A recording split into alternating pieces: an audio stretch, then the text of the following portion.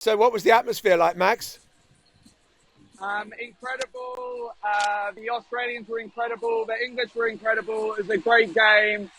England was superb. Russo a star, Toon a star, Millie Bright at the back a star. So proud of them. Barely any England fans in here at all, and they were incredible. They were so brave to come.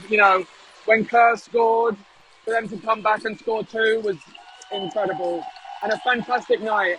I mean, just describe, Max, in Australia, the extent to which this has totally taken over all coverage of everything else.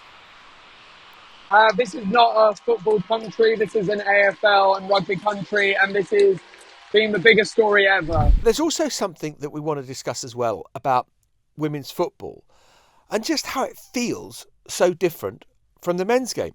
I absolutely love football. I'm a season ticket holder.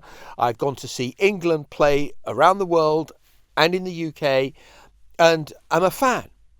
But you compare to the final, when we were in the Euro finals a few years back and we were playing Italy, and so many people were coked up, aggressive, then stormed the entrances in a kind of day of shame, which should have been a day of joy for England being in the final, and all sorts of people getting attacked for no apparent reason. You just don't feel that it's like that in the women's game. I don't mean that in any kind of patronising way.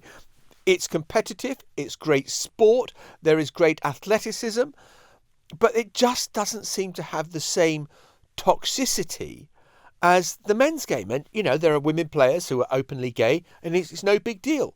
We still do not have a player in the Premier League in the men's game who is out, who is open, who is gay. That's just impossible. In every workplace I suspect you go in the UK now, you will know a number of people who are gay, and it's no big deal. Yet in football, it still is. It is still a source of shame. And I just wonder whether there are things that the women's game can teach us. And maybe this is a really tedious old fart thing to say.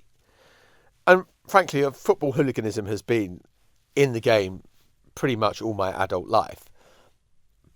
But is there just a sense in which the joy in the game, in the women's game, has sort of got lost slightly in the men's game?